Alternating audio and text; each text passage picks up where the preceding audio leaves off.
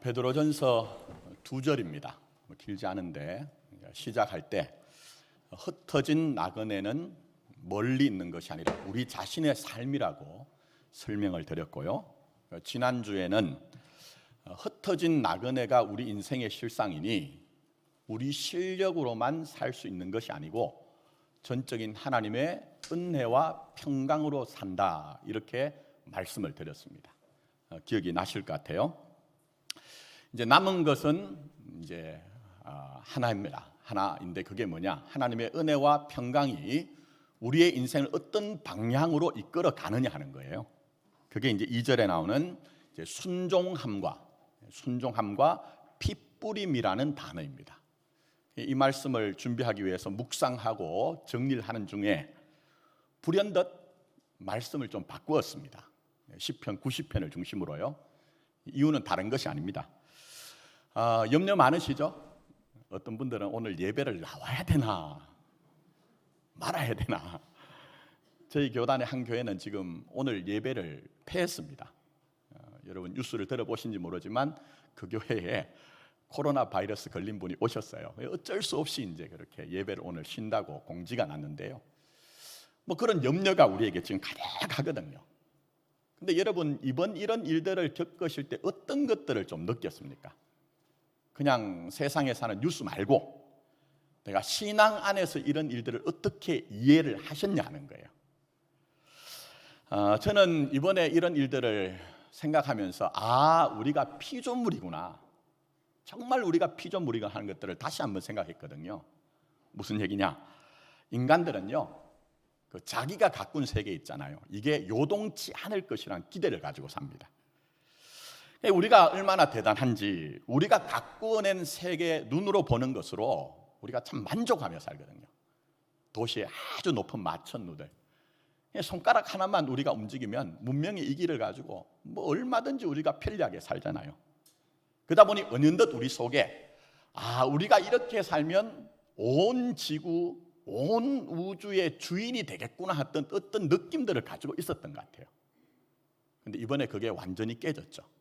눈에 보이지 않는 아주 미세한 그 바이러스, 그것 때문에 지금 전 지구가 지금 근심하고 염려하고 고통하고 있거든요. 저는 이번에 이런 일들을 통해서 말씀드린 것처럼 하나님 정말 우리가 피조물입니다 하는 것들을 절감했습니다.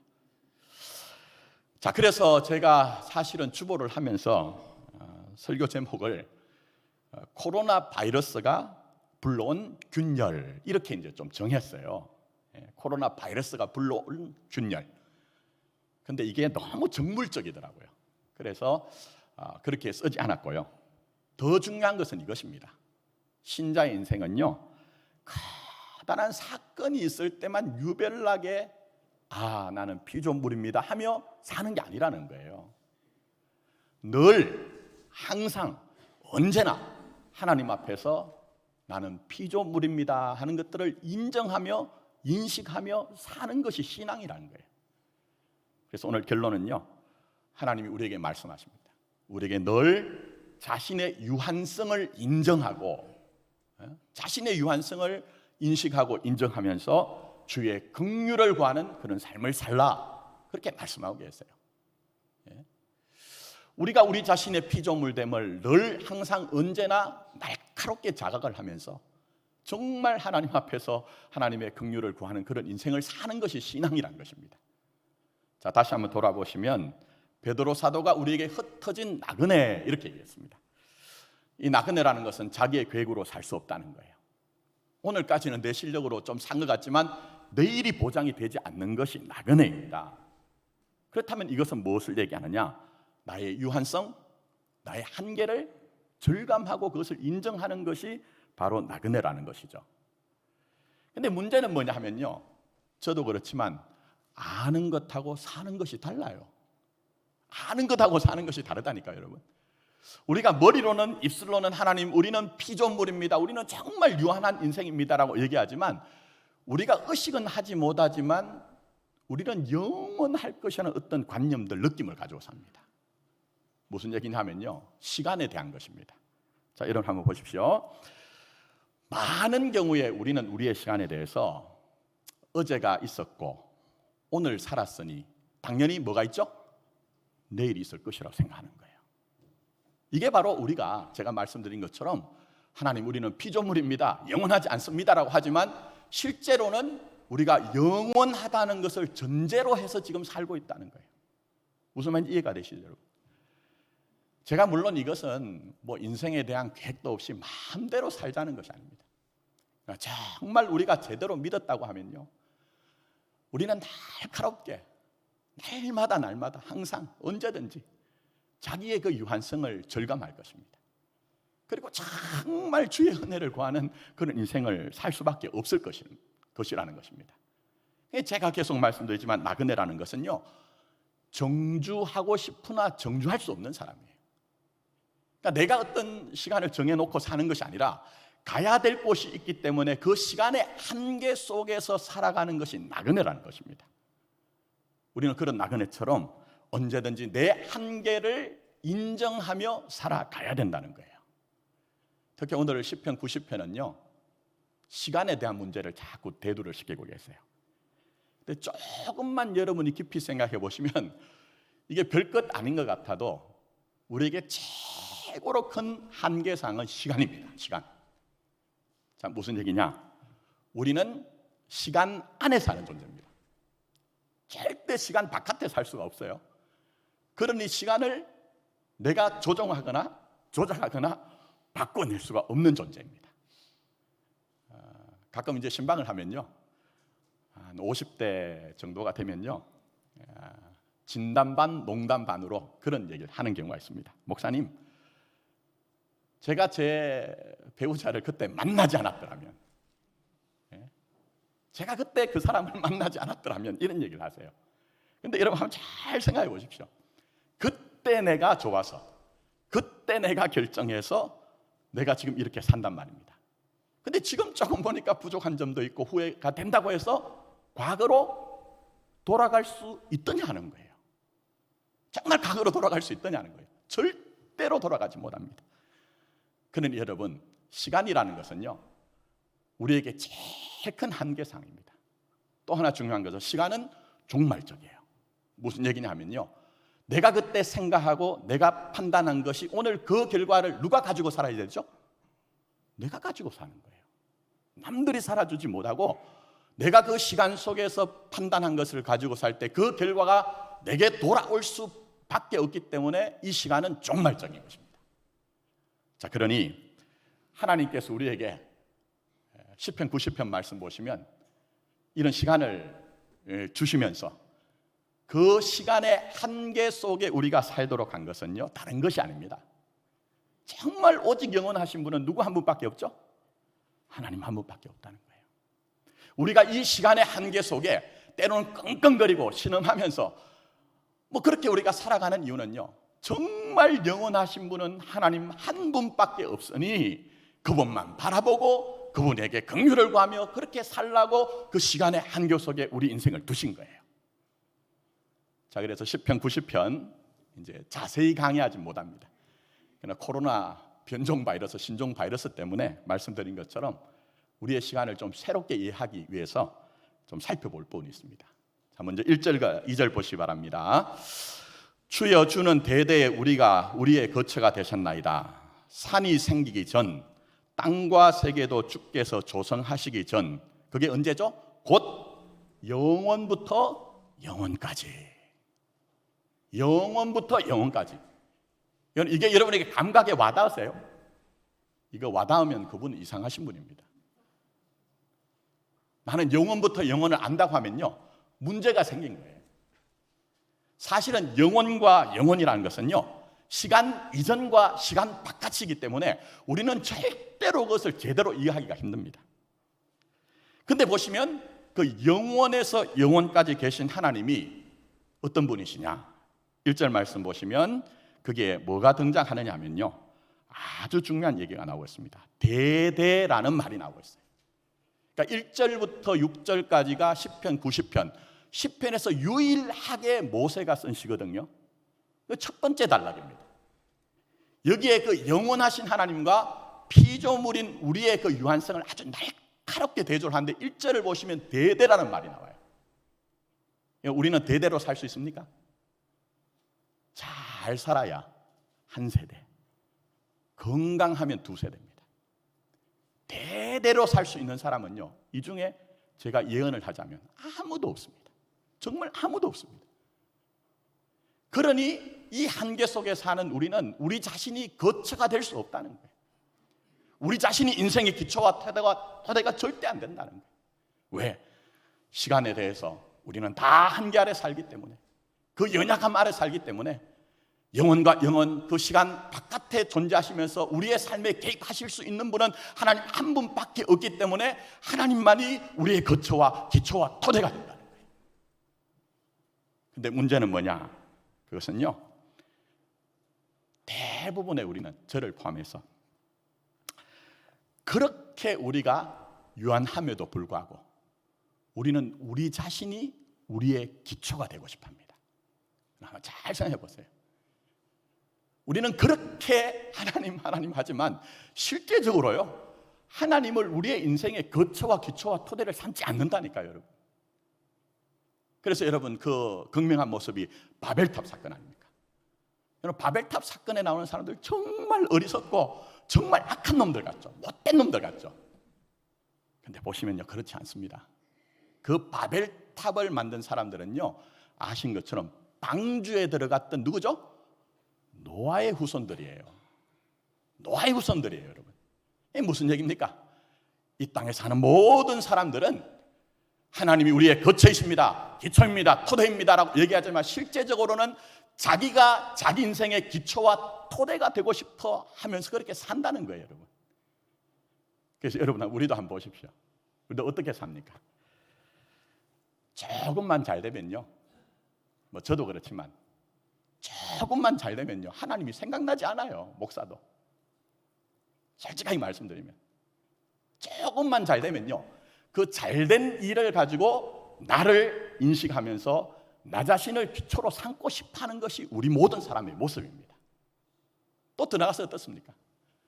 인생의 문제가 덜컥 생기면요, 평소에는 하나님 가까이 생각도 하지 않다가 모든 것들을 어떻게 해요? 하나님 왜 이렇게 하시는 거예요?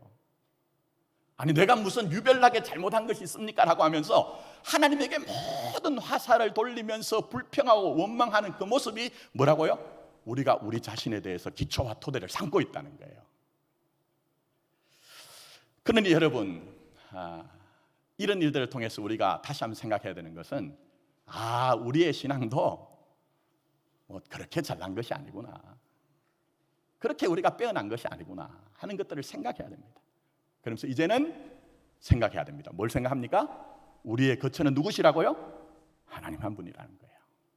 하나님만이 우리의 인생의 기초와 토대와 격동치고 요동치는 시대 속에서 흔들리지 않는 영영한 반석이 되시는 것이지, 우리 자신이 아무리 뛰어나고 실력이 있다 할지라도 우리의 것들은 언젠가는 전부 다 쓰러지고 무너지고 다 우리에게 흩어지는 것이라는 것을 인정해야 된다는 거예요. 그래서 오늘 1절에 대대에 이런 얘기를 하고 있습니다. 자, 그 다음에 3절 한번 보십시오. 3절 보시면 티끌로 돌아가게 하시고, 그 다음에 좀 건너뛰어서 뭐라고 하죠? 돌아가라 얘기합니다. 티끌인 인생에 대해서 하나님이 정하신 시간에 그때에 대해서 돌아가라는 거예요. 여기에 대해서 어느 누구도 거절하지 못합니다. 누구도 거절하지 못합니다. 그게 바로 우리 안에 있는 유한성이죠. 그게 바로 우리의 한계라는 겁니다. 자, 그 다음에 등장하는 게 뭡니까? 1000년 이런 겁니다. 우리 사실은 숫자로 말로는 1000년 하지만 이 1000년도 우리에게 가늠할 수 없는 거예요.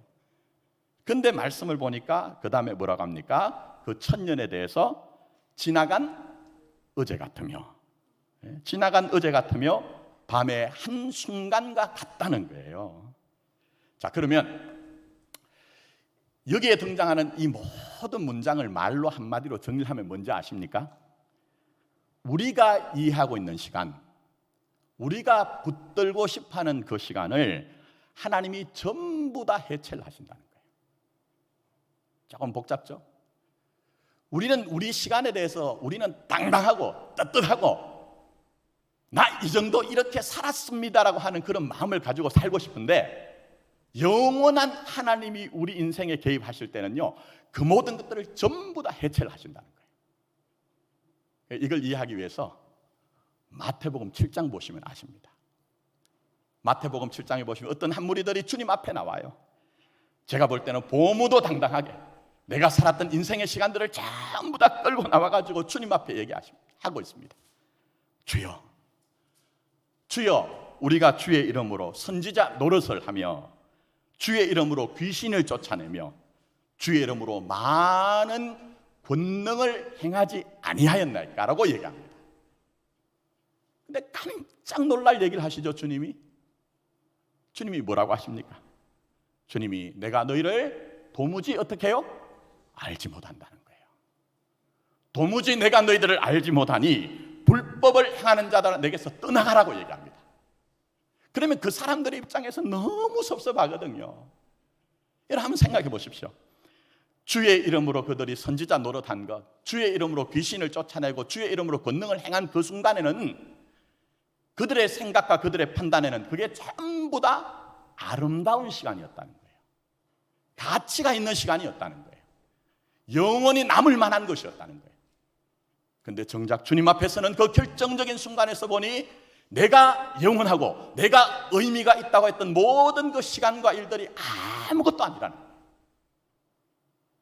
여러분 이해가 되시죠? 근데 우리 이렇게 되면 안 되잖아요. 예수 믿으면서 결정적으로 주님 앞에 섰는데 나는 제대로 믿고 나는 제대로 살았다고 하는데 우리 주님이 나 알지 못한다, 그렇게 말씀하시면 안 되잖아요. 그러니 주님이 우리에게 일하시는 것은요, 한번 생각해 보십시오. 정말 주님이 우리에게 일하시는 방식이 뭘까요? 그것은 바로 지금 우리가 살아갈 때 우리의 시간 속에서 우리의 유한성을 자꾸 만나게 하세요. 우리의 시간 속에서 우리가 얼마나 연약한 존재인지 하는 것들을 자꾸 직면하게 하세요. 그게 바로 우리 하나님이 우리에게 일하시는 방식입니다. 자, 그래서 보십시오. 5절 말씀 한번 보세요. 5절에 한 세 가지가 등장합니다. 자, 먼저는 홍수에 썰려 내려가는 것 같다는 거예요. 커다란 홍수가 오면요, 요즘은 그런 일이 없지만 제 어릴 때는요, 위에서부터 온갖 꽃들이 다 떠내려오는 겁니다. 바로 그런 형국으로 우리의 삶에서 부하거나 가난하거나 건강하거나 그렇지 못하거나 잘나거나 못났거나 영원한 하나님 앞에서는요, 그런 것들이 매번 그렇게 홍수가 썰려 내려간 것 같다는 것들을 우리에게 자꾸 만나게 하세요. 자, 그 다음에 한번 보십시오. 그들은 어떻다고요? 잠깐 자는 것 같다는 거예요. 1장 뭐라고 하죠? 춘몽이라고 하잖아요. 복잡하게 생각하실 필요 없이 여기 계신 많은 분들이 저보다 연배가 많으신 분들도 계시고 저하고 비슷한 분도 계세요. 근데 잠깐이라도 지금 이 시간 여러분이 살아온 인생 걸음 한번 돌아보세요. 어떻습니까? 그 인생의 길이만큼 여러분 생각이 나세요? 정말 내 생각 속에, 내 감정 속에 눈 깜빡하는 것처럼 지나온 것이 우리 인생 아닙니까, 여러분? 그게 우리의 지난 날의 인생이에요. 우리 인생이 바로 그렇다는 것이죠. 자, 마지막으로 보시면 세 번째 등장한 게 이겁니다. 아침에 돋는 풀이래요. 근데 6절 말씀 보시면 그 아침에 돋는 풀이 어떻게 되죠? 저녁에 보니까 시들어버리는 거예요. 그게 바로 시간 속에 살아가고 있는 우리의 인생의 진면목이라는 거예요. 그러면 이 시편 90편을 통해서 이 모세가 강력하게 얘기한 게 뭡니까? 우리 그렇게 살아가고 있지만 우리 영원하지 않다는 거예요. 우리가 티끌처럼 정말 홍수에 썰려 내려가는 것처럼, 때로는 우리가 눈 깜빡하는 것처럼, 아침에 그런 풀처럼 그렇게 우리가 자꾸 만나는 이유는 역설적이게도 그걸 제대로 만나야, 그걸 제대로 직면해야 우리가 진실한 신앙으로 온전한 삶을 살 수 있다는 거예요. 한번 잘 생각해 보십시오. 세상의 사람들이 왜 그렇게 사는 것입니까? 이 사실을 외면하고 살기 때문에 자기 인생에 자기가 주인 되어서 내 시간조차도 내가 조작하고 내가 조종하면서 내가 만들어낼 수 있다고 생각하니 허탄한 인생을 사는 모습을 보잖아요. 근데 우리는 절대 그렇게 살지 못하게 하기 위해서 하나님이 우리의 시간 속에 한정되어서 자꾸만 우리의 그 유한성과 한계를 만남으로 말미암아 영원한 하나님의 잇대어서 살도록 하시는 거예요, 여러분. 그래서 여러분, 성경적인 얘기는 아닙니다. 그냥 일반적인 얘기인데 교훈이 되기 때문에 말씀드립니다. 여러분, 역사에 보면요, 대제국을 이룬 나라들이 몇 나라가 있습니다. 그 가운데 하나는 몽골 제국이에요. 몽골 제국이 몇 년 간지 아십니까? 90년밖에 못 갔습니다. 대단한 제국이었지만. 근데 로마 제국은 몇 년 갔죠? 1000년을 갔습니다. 물론 팍스 로마나라고 해서 힘을 기반으로 하고 있어요. 근데 그 1000년 제국의 그 속사를 보면요, 그것만은 아닙니다. 무슨 얘기냐면요, 로마 제국에는 괜찮은 지도자들이 굉장히 많았습니다. 우리가 알고 있는 네로라든지 카리큘라 같은 흉악한 그런 폭군도 있었지만 굉장히 현명한 지도자들, 왕들이 많았습니다. 그들이 왜 그랬는가 조사를 해보니까요, 아주 중요한 사실이 있습니다. 그게 뭐냐 하면 자기의 유한성을 날마다 인식하며 살았다는 거예요. 그게 무슨 얘기입니까? 대로마 제국 정도 되면요, 정말 하늘을 찌를 듯한 권세가 있습니다.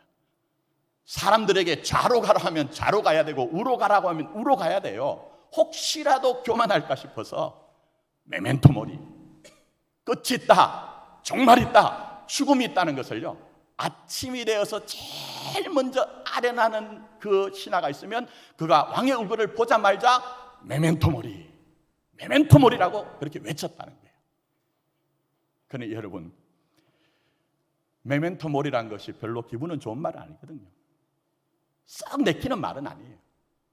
그러나 아무리 높은 위치에 있어도 그 종결의 끝을 인식할 때만 온전할 수 있고 지혜로울 수 있기 때문에 그 말을 외치라고 했다는 거예요. 어떻습니까? 제대로 산다는 게 뭘까요? 정말 예수 믿으면서 신앙을, 믿음을 이용하는 게 아니고 내 인생이 신앙 가운데 발견되기 위해서 우리가 어떻게 살아야 되는 것입니까?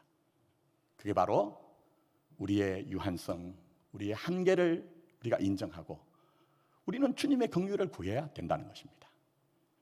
자, 그래서 그 다음 단락이 7절부터 12절입니다. 자세히 강의는 하지 않을게요. 7절에서 12절 보면 조금 생뚱맞은 말이 나와요.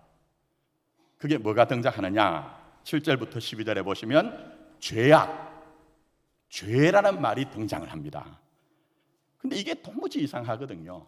바로 앞에 보시면은 이 사람이란 존재가 아침에 피었다가 저녁에 시드는 꽃과 같다고 얘기를 하다가 갑자기 죄악과 죄를 얘기하거든요. 무슨 얘기일까요, 여러분? 이거 이해하기 위해서는 여기에 등장하는 분노, 하나님의 분노라는 것을 이해하셔야 됩니다. 물론 이것은 사람과 같이 화를 낸다는 의미는 아니에요. 창세기로 올라가서 좀 긴 논리를 따라서 얘기를 해야 되는데 오늘은 그런 시간이 아니기 때문에 제가 모든 것들을 다 건너뛰어버리고 첫 번째 단락에 있는 것과 그냥 연결을 해서 말씀드리면, 인간이 가진 궁극적인 죄가 뭐라고요? 자기의 유한성을 인정하지 않는 것이라는 거예요. 자기가 영원한 존재가 아닌데 영원한 존재인 것처럼 생각하고 느끼며 행동하는 것이 가장 하나님 앞에 궁극적인 죄라는 거예요. 지금 그것을 우리에게 얘기를 하고 있는 것이죠. 그래서 두 번째 단락에도 보시면 10절 한번 보십시오. 자, 10절 보시면 이렇게 얘기하십니다. 우리의 연수가 얼마죠? 70이요. 강건하면 얼마죠? 80. 80 이상 되신 분들은 큰 복을 받으신 분 거예요. 그죠? 그렇죠? 자, 그런데 그 연수의 자랑은 뭐와 뭐뿐이라고요? 수고와 슬픔뿐이라는 거예요. 여기에 70 또 80이라는 것이요, 꼭 그만큼 산다는 얘기 아닙니다. 영원한 하나님과 비추어서 시간의 한계 안에 사는 우리들의 인생의 실상을 70, 80 이렇게 얘기하고 있습니다. 근데 그게 전부 다 뭐라고요? 말씀을 보니까 우리에게 전부 다 수고와 슬픔이라고 얘기를 하고 있는 거예요. 근데 그 시간에 대해서 어떻게 지나간다고요? 날아간다고 얘기합니다. 날아간다는 거예요. 그 정도로 찰나라는 거예요. 그런데 우리는 우리 인생의 시간에 대해서 그렇게 찰나로 느끼는 것이 아니고 말씀드린 것처럼 마치 바벨탑을 쌓아 올리던 사람처럼 살고 싶어 합니다. 어제 내가 살았더니 오늘 이렇게 살고 있네? 그래, 내일도 그렇게 살 수 있겠지. 그것을 전제로 해서 내가 정말 꿈꾸고 있는 것을 가꾸면서 살고 싶어요. 근데 우리의 신앙은 그런 게 아니라는 거예요. 우리의 신앙은 그런 것이 아니라는 겁니다. 자, 그래서 모세가 뭐라고 하는지 한번 살펴봅시다. 자, 12절 한번 보십시오. 12절. 모세가 뭐라고 지금 기도를 하죠? 우리 날 계수함을 가르쳐 달라는 거예요. 그게 지혜라는 거예요, 여러분. 앞에 있는 부분을 말씀드리면 우리는 영원한 존재가 아닙니다. 우리의 인생의 모든 것들은 찰나입니다. 순간입니다. 우리는 티끌로 돌아갑니다. 하나님, 이것 우리가 분명히 인지하면서 살도록 해주십시오. 이게 뭐라고요? 지혜라는 거예요. 이게 지혜라는 거예요, 여러분. 세상 사람들이 가지지 않은 지혜. 그게 바로 진짜 그것을 우리가 바로 믿음으로 사는 것이라고 그렇게 말씀하고 있습니다. 왜 그렇습니까, 여러분? 제가 말씀드렸죠? 마태복음 7장에 영원한 것이 아닌데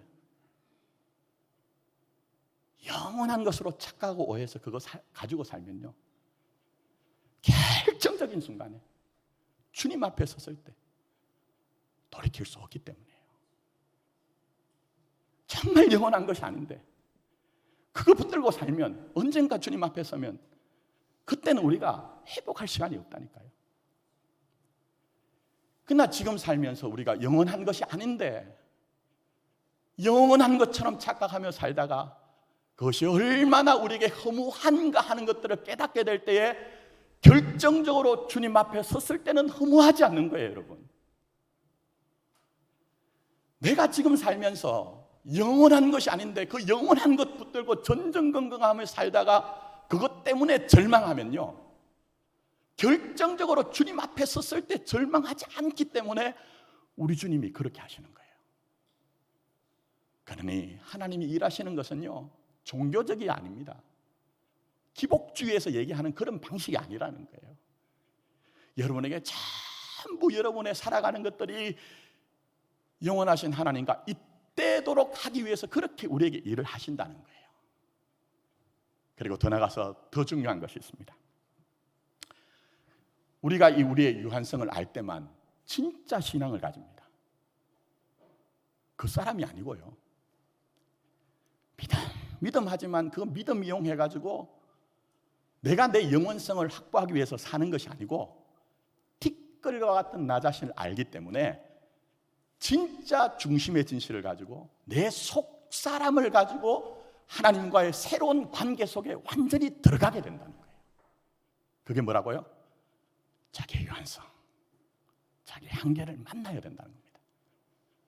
그래서 이 하나님과의 새로운 관계에 있는 것들을 어떻게 표현하고 있습니까? 13절 한번 보십시오. 13절 제일 마지막에 한번 보세요. 제일 마지막에 뭐라고 하죠? 불쌍히 여겨달라는 거예요. 불쌍히 여겨주십시오. 불쌍히 여겨주십시오. 이게 진짜 아버지와 관계라는 거예요. 여러분, 혹시 여러분 누군가에게 좀 불쌍히 여겨주세요라고 해보신 적 있습니까? 사시면서 그런 적 없을 거예요. 왠지 아십니까? 우린 우리의 자존심을 위해서 살아가거든요. 죽을 지경이 되어도 누군가에게 나 좀 불쌍히 여겨주세요 이런 얘기가 입 밖에 안 나온다니까요. 그거 저도 그렇고요. 근데 맨정신인데 나 좀 불쌍히 여겨주셔요 하는 것은 어떻게 일어나는 거죠? 이 10편의 90편의 구조를 보면 아십니다. 1절부터 6절까지는 우리가 얼마나 한계가 있는지, 얼마나 우리가 유한한지를 알게 하세요. 근데 그 다음에 7절부터 나타난 게 뭡니까? 죄가 뭡니까? 영원하지 않은데 영원한 것처럼 착각하고 영원한 것처럼 흉내내는 것이 하나님 앞에 죄라는 거예요. 근데 역으로 얘기하면 우리가 살아가는 그 시간 속에서 우리가 얼마나 유한한 존재인지, 얼마나 한계가 있는지를 맞닥뜨려지면요, 우리의 속사람 속에, 우리의 중심에서 뭐가 터져 나오죠? 하나님, 나 좀 불쌍히 여기세요. 하나님의 그 긍휼과 하나님의 자비가 아니면 나는 한순간도 살 수 없습니다는 그런 하나님과의 생명의 관계가 이루어지더라는 거예요. 그게 신앙입니다. 그게 주님이 우리에게 계시하신 신앙이거든요. 그래서 보십시오. 신자의 인생이 세상 사람과 차이가 있는 것은요, 무슨 부자가 된다거나 기적이 일어나는 것이 아닙니다. 살아가면 갈수록 하나님 앞에 하나님 나 티끌과 같은 존재이네요. 하나님 없이는 한순간도 살 수가 없네요. 그 하루를 살아도 하나님 나 불쌍히 여겨주세요 하는 그 고백과 탄원이 나오게 돼 있더라는 거예요. 그래서 복음서에 보시면 예수님을 만난 사람들이 뭐라고 일성이 탁 터져 나오죠? 나를 불쌍히 여겨달라는 거예요. 나를 불쌍히 여겨주십시오. 하나님의 아들 예수여 나를 불쌍히 여겨주십시오. 다윗의 자손 예수여 나를 불쌍히 여겨달라는 거예요. 이것은 제가 말씀드린 것처럼 자기의 유한성을 철저하게 깨달은 자들이 그 사람으로 하는 것이 아니라 그 중심의 진실을 가지고 주님 없이는 안 된다는 사실을 인정하기 때문에. 나그네도 마찬가지 아닙니까? 나그네도 오늘까지는 살았는데 내일이 보장이 되지 않아요. 그게 나그네입니다. 그러니 베드로 사도로 얘기하면 너희들은 하나님의 은혜와 뭐가 있어야 된다고요? 평강이 더욱더 날마다 있어야 된다는 거예요. 여러분 그거 인정하십니까? 그래서 시편 90편 14절 한번 보십시오. 제일 앞머리에 뭐라고 합니까? 아침에 주의 뭐가요? 인자하심이 있어야 된다는 거예요. 세상 사람들은 그 하루가 너무나 당연한 하루입니다. 아침이 깨는 것은 이 그 전날 이제 햇빛이 사라지고 저녁이 끝나면 태양이 뜨는 거 당연한 거예요. 그런데 하나님 앞에서 그 시간의 한계 속에서 내가 내 연약함을 만나면서 내가 그 얼마나 티끌 같은 존재인가 하는 것들을 깨달은 사람들은 아침에 눈을 뜰 때에 하나님의 인자심이 있어야 이 하루가, 이 인생이 제대로 살 수 있는 것이군요 하는 것들을 알게 되더라는 거예요. 그러니 여러분, 하나님 우리에게 시간을 주신 이유가 뭡니까? 우리 잘난 것을 발휘하여서 그거 확정하여서 영원한 하나님과 상관없이 내가 마치 영원한 인생 살 것으로 그렇게 하기 위해서 믿음을 가지게 하신 것입니까? 아닙니다. 절대 아닙니다. 여러분 하나님의 택하신 사람 아는 자라면 역으로 보자면 오히려 티끌과 같은 나, 정주하고 싶으나 정주할 수 없는 흩어진 나그네와 같은 나의 실상을 만나게 하심으로 날마다 순간순간마다 불쌍히 여겨 주십시오. 그렇게 살게 하시더라는 것입니다. 이제 말씀했습니다. 코로나 바이러스 이거 대단한 일입니다. 말씀드린 것처럼 이 작은 일 때문에 지금 온 지구가 신음하고 있거든요. 그런데 이런 사실들을 통해서도 여러분 다시 한번 우리가 그동안 견고하게 붙들고 있던 세상이 얼마나 요동칠 수 있는가 하는 것들을 보시고 하나님 나 피조물입니다 하는 것 인정했으면 좋겠어요. 그러나 뭐 특별한 일이 있을 때만 그런 것이 아니고 나그네로 살아가는 우리의 시간들 속에서요 정말 우리의 유한함, 우리의 한계를 만남으로 말미암아 우리 하나님 앞에 나가서 그의 긍휼하심만을 구하는 신앙이 되었으면 좋겠습니다. 그런데 놀라운 것은요, 그럴 때 반전이 일어납니다. 그럴 때 전환이 일어납니다. 마지막으로 17절 말씀 한번 보세요. 이게 결론입니다. 자, 한번 같이 한번 읽어볼까요? 반복되는 것은 읽지 말고 한 번만 읽겠습니다. 주 우리 하나님의 은총을 우리에게 내려주사.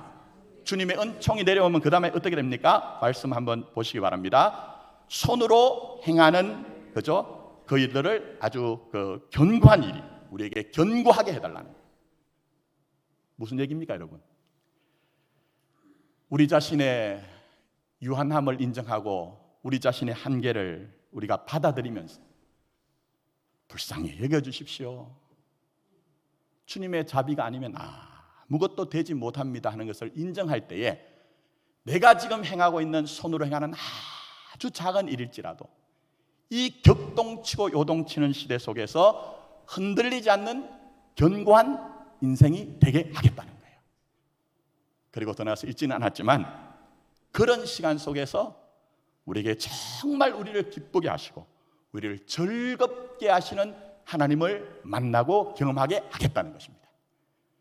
아무쪼록 이 코로나 사태뿐만 아니고 우리 인생 전체를 바라보시면서 날마다 하나님의 긍휼하심을 구하여 정말 요동치지 않고 세상의 울음과 슬픔이 가득한 세상 가운데 하나님 주시는 그 기쁨과 즐거움의 충만함으로 승리하시는 그런 여러분이 되기를 예수님의 이름으로 축원합니다. 기도드리도록 하겠습니다.